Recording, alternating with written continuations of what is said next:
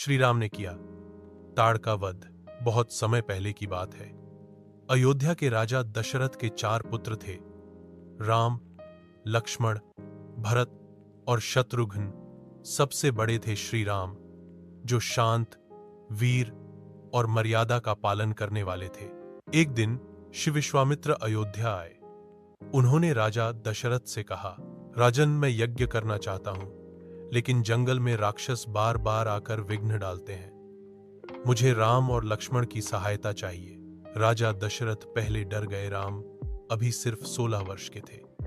लेकिन विश्वामित्र ने कहा, राम कोई साधारण बालक नहीं है, वे परम शक्ति के अवतार हैं। दशरथ ने सहमति दी। राम और लक्ष्मण जी के साथ वन की ओर चल पड़े। राम और लक्ष्मण उत्साह के साथ चल रहे थे। श्री विश्वामित्र उन्हें धनुष, बाण की विद्या सिखाते गए और कई दिव्य अस्त्रों का ज्ञान दिया।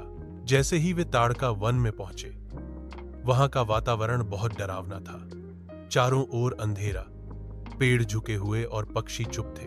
लक्ष्मण ने पूछा, गुरुदेव, यहां इतना डर क्यों लग रहा है? विश्वामित्र बोले, यह ताड़का का वन है। वह एक राक्षसी है जो बहुत बलवान है। वह यज्ञों में विघ्न डालती है, ऋषियों को खा जाती है और इस पूरे जंगल में डर फैलाती है।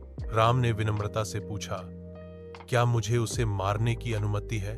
विश्वामित्र ने कहा, धर्म की रक्षा के लिए अधर्म का अंत करना ही उचित है। तभी जंगल में जोर की आवाज आई। धरती कांपी, हवा तेज चलने लगी और एक डरावनी राक्षसी वहां प्रकट हुई। यही थी ताड़का। उसका शरीर विशाल था, बाल बिखरे हुए, आंखें लाल और हाथों में नुकीले नाखून। वह जोर से दहाड़ी, कौन मेरे वन में आया है? राम ने धनुष उठाया और शांत स्वर में बोले, मैं राम हूं, मैं धर्म की रक्षा के लिए आया हूं। ताड़का चिल्लाई, तुम सबको खा जाऊंगी, और उसने पेड़ उखाड़कर राम की ओर फेंके। लेकिन राम ने अपने धनुष से एक के बाद एक बाण चलाए। बाण ताड़का को लगते ही वह घायल हो गई। लक्ष्मण चिल्लाए, भैया सावधान! ताड़का अब और अधिक भयंकर रूप लेकर हमला करने लगी। लेकिन राम के बाण तेज और सटीक थे। विश्वामित्र बोले, राम, अब समय है इसका अंत करने का।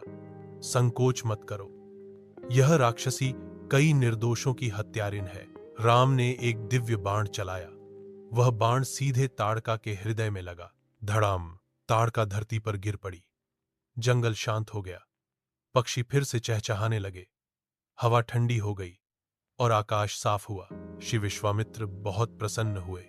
उन्होंने राम को आशीर्वाद दिया और कहा, तुमने धरती को एक महान संकट से मुक्त किया है। अब हम शांति से यज्ञ कर सकते हैं। राम और लक्ष्मण ने यज्ञ की पूरी रक्षा की। राक्षसों को डर लगने लगा कि अब एक वीर आया है जो अधर्म का अंत कर सकता है।